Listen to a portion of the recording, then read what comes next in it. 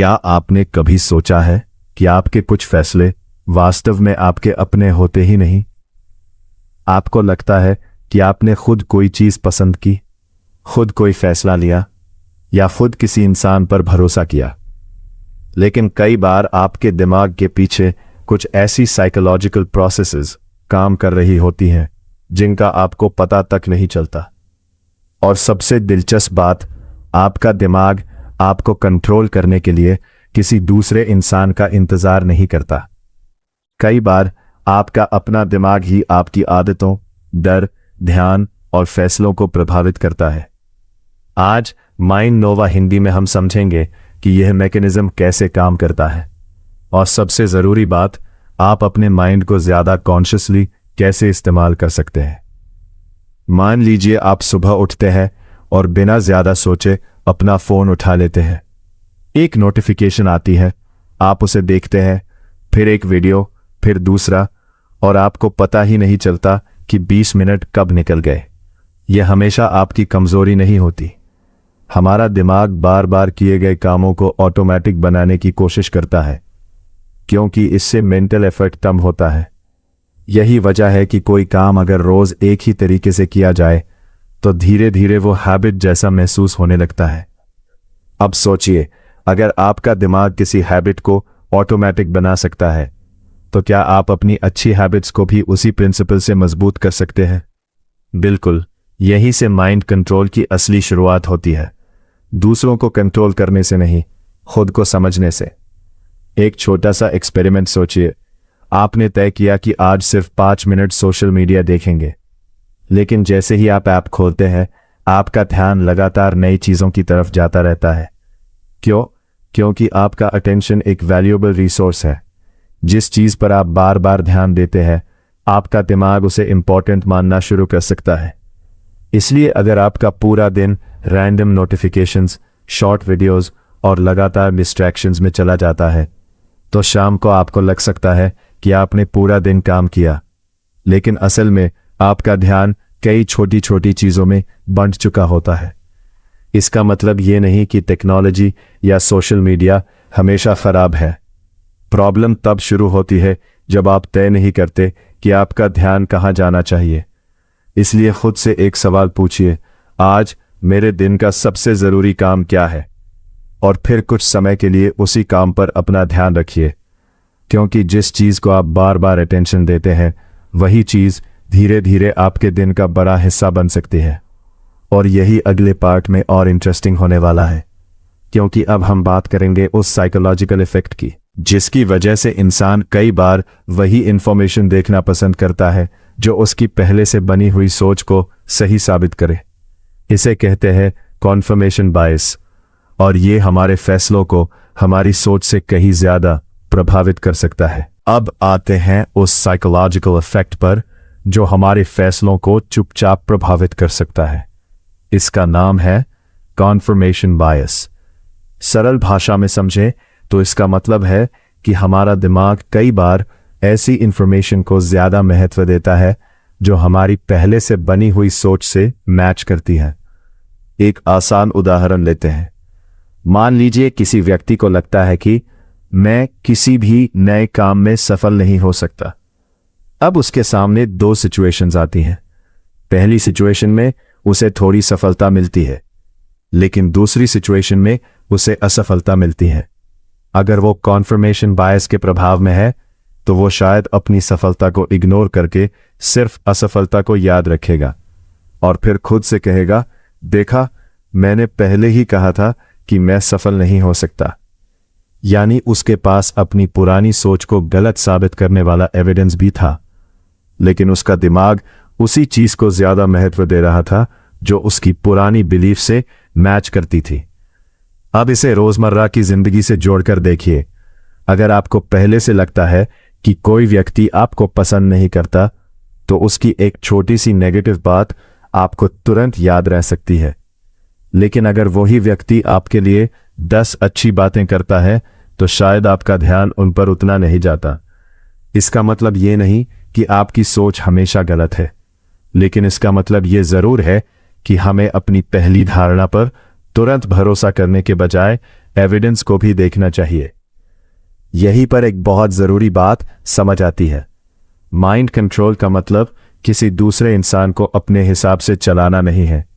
असल पावर है अपने विचारों को ऑब्जर्व करना। जब आपके मन में कोई स्ट्रांग बिलीफ आए तो खुद से पूछिए, क्या यह सच है? मेरे पास इसका क्या एविडेंस है? और सबसे जरूरी, क्या मैं सिर्फ वही चीज देख रहा हूं जो मेरी सोच को सही साबित करती है? यह छोटा सा सवाल आपके डिसीजन मेकिंग को काफी बेहतर बना सकता है। लेकिन दिमाग सिर्फ आपकी बिलीफ से प्रभावित नहीं होता। आपका फियर और इमोशनल स्टेट भी आपके डिसीजंस को बदल सकता है। अगले पार्ट में हम समझेंगे कि डर के समय हमारा दिमाग चीजों को अलग तरीके से क्यों देख सकता है और कैसे आप किसी भी स्ट्रेसफुल सिचुएशन में थोड़ा शांत होकर सोचने की प्रैक्टिस कर सकते हैं। डर आपके दिमाग को कैसे प्रभावित करता है?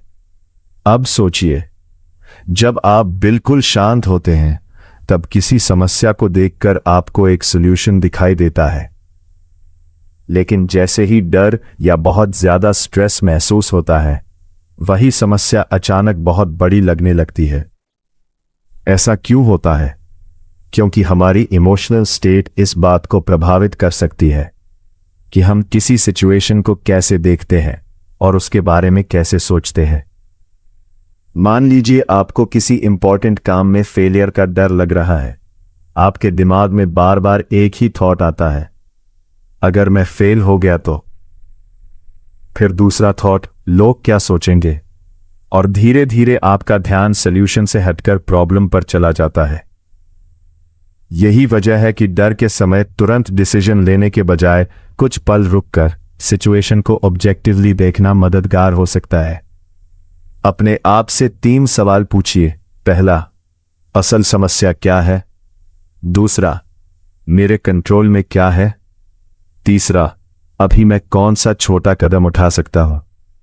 ये सवाल आपके अटेंशन को डर से हटाकर एक्शन की तरफ ले जाते हैं। अब एक और इंटरेस्टिंग चीज समझिए। कभी कभी हमारा दिमाग किसी प्रॉब्लम को सॉल्व करने के बजाय उसी प्रॉब्लम के बारे में बार बार सोचता रहता है। आप बिस्तर पर जाते हैं, लेकिन दिमाग में पुरानी बातचीत चल रही है। फिर आप सोचते हैं, काश मैंने ऐसा कहा होता, अगर ऐसा हो गया तो, अगर मैंने गलत फैसला ले लिया तो। और वही थॉट्स बार बार घूमते रहते हैं। इसे हम आम भाषा में ओवरथिंकिंग कहते हैं। लेकिन हर ज्यादा सोचने वाली बात प्रॉब्लम सॉल्विंग नहीं होती। कभी कभी आप सॉल्यूशन खोजने के बजाय सिर्फ उसी चिंता को रिपीट कर रहे होते हैं। अगली बार जब आपको लगे कि आपका दिमाग एक ही थॉट को बार बार रिपीट कर रहा है, तो उसे तुरंत सच मत मानिए। एक कागज पर सिर्फ 2 चीजें लिखिए, मेरे कंट्रोल में क्या है और मेरे कंट्रोल में क्या नहीं है। फिर अपना ध्यान पहली कैटेगरी पर लगाइए। आप हर सिचुएशन को कंट्रोल नहीं कर सकते, लेकिन अपनी प्रतिक्रिया, अपना अगला कदम और अपना अटेंशन काफी हद तक मैनेज करना सीख सकते हैं। और यही सेल्फ कंट्रोल की शुरुआत है। लेकिन अभी एक और बड़ा सवाल बाकी है। अगर हमारा दिमाग डर और बिलीफ से प्रभावित हो सकता है, तो क्या दूसरे लोगों की ओपिनियंस और सोशल प्रेशर भी हमारे डिसीजंस को बदल सकते हैं? जवाब है हाँ। कई सिचुएशंस में सोशल इन्फ्लुएंस हमारे बिहेवियर को प्रभावित कर सकता है। हम इसी साइकोलॉजिकल इफेक्ट को एक आसान रियल लाइफ एग्जाम्पल से समझेंगे। याद रखिए, दिमाग को कंट्रोल करने का पहला कदम है, लोग आपकी सोच को कैसे प्रभावित करते हैं। क्या आपने कभी कोई चीज सिर्फ इसलिए खरीदी है क्योंकि बहुत सारे लोग उसे इस्तेमाल कर रहे थे? या कभी किसी जगह को सिर्फ इसलिए अच्छा समझ लिया क्योंकि हर कोई उसकी तारीफ कर रहा था? अगर हां, तो आपने सोशल इन्फ्लुएंस का एक सामान्य उदाहरण देखा है। इंसान अकेले में एक डिसीजन ले सकता है, लेकिन लोगों के बीच वही डिसीजन बदल भी सकता है। मान लीजिए आप किसी दुकान के सामने से गुजर रहे हैं। एक दुकान बिल्कुल खाली है, दूसरी दुकान के बाहर बहुत सारे लोग खड़े हैं। आपको दोनों दुकानों के बारे में कुछ पता नहीं है, फिर भी आपका दिमाग शायद सोचेगा, जहां इतने लोग हैं वहां शायद चीज अच्छी होगी। यही बेसिक आइडिया सोशल प्रूफ से जुड़ा है। जब हमें किसी सिचुएशन के बारे में पूरी जानकारी नहीं होती तो हम कभी कभी दूसरे लोगों के बिहेवियर को एक संकेत की तरह इस्तेमाल करते हैं। यह हमेशा गलत नहीं है। उदाहरण के लिए किसी नए रेस्टोरेंट या सर्विस को चुनते समय रिव्यूज देखना उपयोगी हो सकता है, लेकिन समस्या तब हो सकती है जब हम बिना सोचे सिर्फ भीड़ का फॉलो करने लगे। मान लीजिए आपके दोस्त किसी नए ट्रेंड को फॉलो कर रहे हैं। आपको वो ट्रेंड खास पसंद नहीं है, लेकिन आपके मन में आता है अगर मैंने नहीं किया तो शायद मैं ग्रुप से अलग हो जाऊंगा, और फिर आप अपनी पसंद के बजाय ग्रुप की प्रेफरेंस के हिसाब से फैसला ले लेते हैं। इसलिए किसी भी डिसीजन से पहले खुद से एक सवाल पूछना यूजफुल है। अगर बाकी सभी लोग कुछ और कर रहे होते तो क्या मैं फिर भी यही फैसला लेता? अगर जवाब हाँ है तो शायद ये आपकी जेन्युइन चॉइस है। अगर जवाब नहीं है तो हो सकता है कि सोशल प्रेशर आपके डिसीजन को प्रभावित कर रहा हो। इसका मतलब ये नहीं कि आपको हर किसी की बात इग्नोर करनी चाहिए। दूसरों की राय यूजफुल हो सकती है, लेकिन फाइनल डिसीजन लेने से पहले अपनी सोच, फैक्ट्स और सिचुएशन को भी देखिए, क्योंकि इंटेलिजेंट होना सिर्फ ज्यादा इंफॉर्मेशन जानना नहीं है। इंटेलिजेंट होना यह भी है कि आप पहचान सके कौन सी इंफॉर्मेशन आपके डिसीजन को इन्फ्लुएंस कर रही है और क्यों। अब हमारे वीडियो का आखिरी हिस्सा बाकी है। हम इन सभी कॉन्सेप्ट्स को जोड़कर एक सिंपल माइंड कंट्रोल फ्रेमवर्क बनाएंगे, जिसकी मदद से आप अपने अटेंशन, थॉट्स और डिसीजंस को ज्यादा कॉन्शियसली हैंडल करने की प्रैक्टिस कर सकते हैं। याद रखिए, दूसरों को कंट्रोल करना पावर नहीं है। खुद को समझना और अपने डिसीजंस पर जागरूक रहना असली स्ट्रेंथ है। अपने माइंड को बेहतर तरीके से कंट्रोल कैसे करें? अब तक हमने 4 महत्वपूर्ण चीजें समझी। आपका दिमाग हैबिट्स को ऑटोमेटिक बना सकता है। आपकी एग्जिस्टिंग बिलीफ्स आपकी इंफॉर्मेशन को देखने के तरीके को प्रभावित कर सकती हैं। फियर और स्ट्रेस आपकी थिंकिंग को बदल सकते हैं, और सोशल प्रेशर आपके डिसीजंस पर असर डाल सकता है। तो अब सवाल है, इन सब के बीच हम अपने माइंड को बेहतर तरीके से कैसे मैनेज करें? इसके लिए याद रखिए एक simple framework: stop, think, choose. पहला कदम है स्टॉप। जब कोई इमोशन बहुत स्ट्रांग हो, जब आपको तुरंत रिप्लाई देने का मन हो, जब कोई डिसीजन लेने का प्रेशर हो, तो कुछ पल रुकिए। हर थॉट पर तुरंत एक्शन लेना जरूरी नहीं है। अपने माइंड को एक छोटा सा पॉज दीजिए। कभी कभी कुछ सेकंड्स का पॉज आपको इंपल्सिव रिएक्शन से बचा सकता है। दूसरा कदम है थिंक। अपने आप से पूछिए, मैं अभी ऐसा क्यों सोच रहा हूं? क्या मैं किसी फियर से प्रभावित हूं? क्या मैं सिर्फ वही इंफॉर्मेशन देख रहा हूं जो मेरी बिलीफ को सपोर्ट करती है? क्या मैं दूसरों के प्रेशर में डिसीजन ले रहा हूं? इन सवालों का मकसद खुद को जज करना नहीं है। मकसद है अपने थॉट्स को ऑब्जर्व करना, क्योंकि जब आप अपने थॉट को ऑब्जर्व करना शुरू करते हैं तो आपको उसके साथ ऑटोमेटिकली रिएक्ट करने की बजाय सोचने का मौका मिलता है। तीसरा कदम है चूज। अब तय कीजिए कि आपको क्या करना है। हर सिचुएशन में परफेक्ट डिसीजन मिलना जरूरी नहीं है, लेकिन डिसीजन लेने से पहले थोड़ा रुकना, फैक्ट्स देखना और अपनी प्रायोरिटीज याद रखना आपको ज्यादा कॉन्शियस चॉइस करने में मदद कर सकता है। यही सेल्फ कंट्रोल की प्रैक्टिकल शुरुआत है। तो आज की पूरी वीडियो का सबसे बड़ा लेसन क्या है? आपका माइंड आपका दुश्मन नहीं है। आपका दिमाग एक पावरफुल सिस्टम है। वो हैबिट्स बनाता है, पैटर्न्स पहचानता है, इमोशंस प्रोसेस करता है और आपके डिसीजंस को प्रभावित करता है। लेकिन जब आप अपने थॉट्स, इमोशंस और बिहेवियर को समझना शुरू करते हैं तो आप अपने डिसीजंस को ज्यादा कॉन्शियसली लेना सीख सकते हैं। माइंड कंट्रोल का मतलब दूसरों के माइंड को कंट्रोल करना नहीं। माइंड कंट्रोल का मतलब है अपने माइंड को समझना।